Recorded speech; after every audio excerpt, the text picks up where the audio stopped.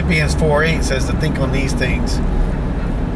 Last night, Brother Mario and I went into the prison to conduct our outreach, and we had opportunity to conduct 2 water baptisms. And one of the ways we do that, we bring a kiddie pool with us.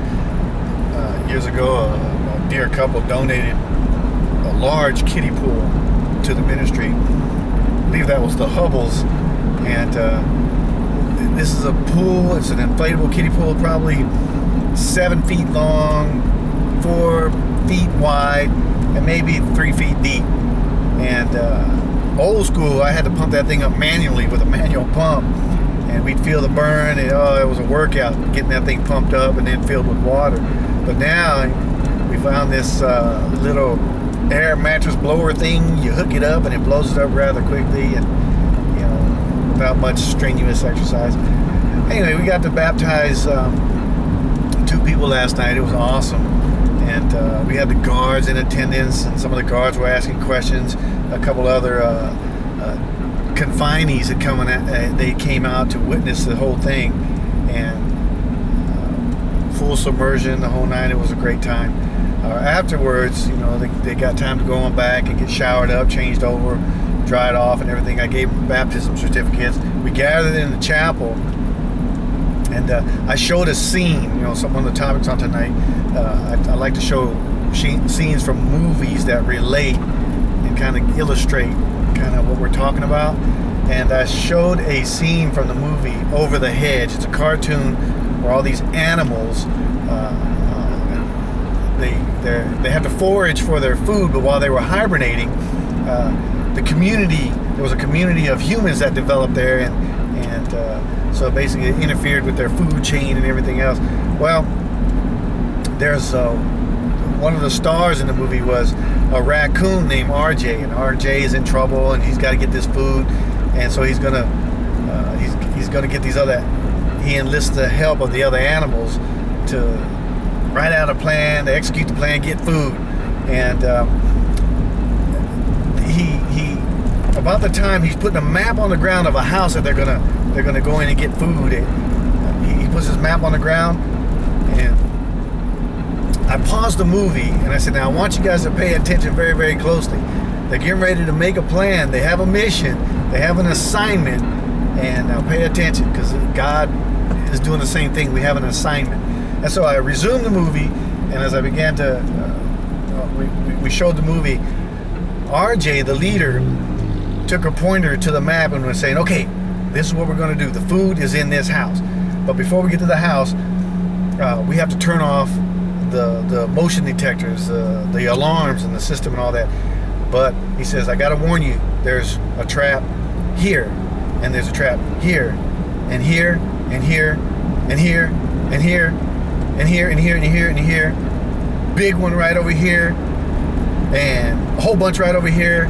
And he just kept going. He said, okay, basically the whole thing is a trap. It's going to be hard. And what ends up happening, they're about to, everyone gets the idea, they got the plan, and they're going to execute the plan.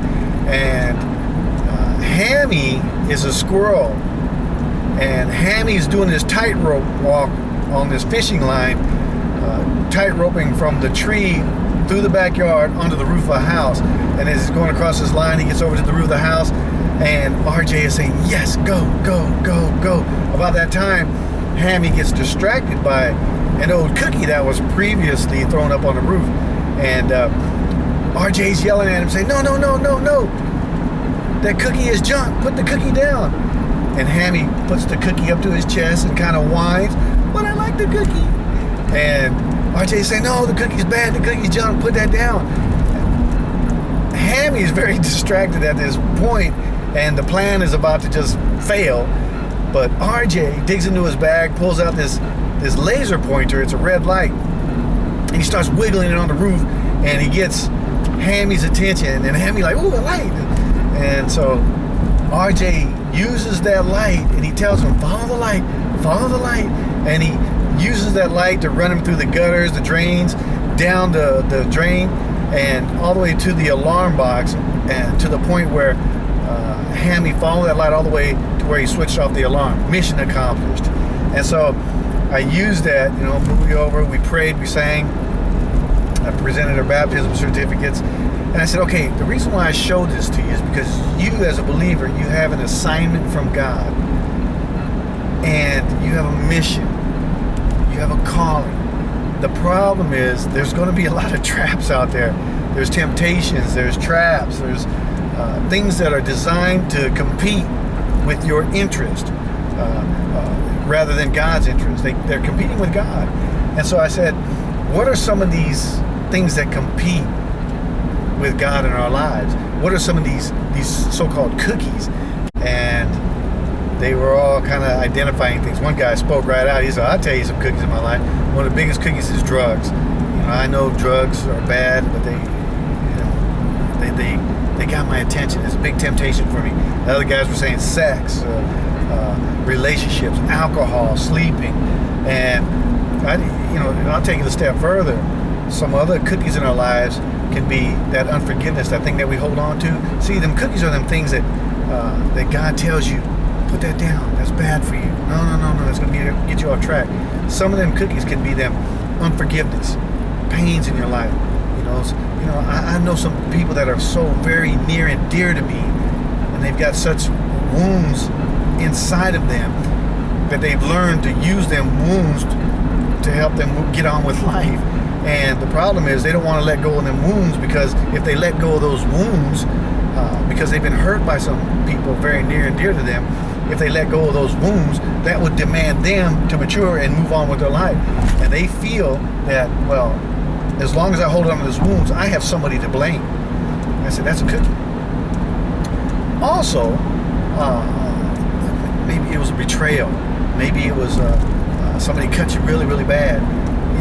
Those are cookies, and we hold on to them things. And I told these people, I said, there's like 5 things that compete with God in our lives, and those are the 5 P's. I refer to them as the 5 P's. I said, any person, any pleasure, any pain, any problem, or any philosophy that is bigger in your life than God, that's an idol. That's a cookie. And it competes with God in your life and God's interest in your life, in your mission, in your calling. And so that hit home. That was it just made a lot of sense to the people. And I was like, my God, I should have known this before I got locked up and things like that. I'll close with this. If any of these messages bless you, or if you benefit from any of these messages, I would ask that you prayerfully consider financially supporting these ministries. My wife and I, we're over here completely by faith.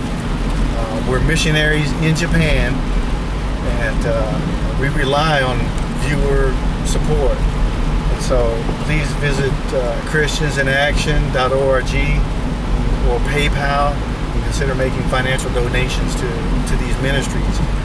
Most of you know us and know that we're about the Father's business, and we're ministries of integrity. We're genuine and we're real. We're about the Father's business. So I would ask that you join us, partner with us with your finances. I know many of you are praying for us, but I ask that you partner with us with your finances and understand and know that this is good ground. There's good work happening. There's increase happening to the kingdom every week here. Powerful ministries happening every week here. And you can be a part of that with your finances. So God bless you. Philippians 4:8 says, think on these things.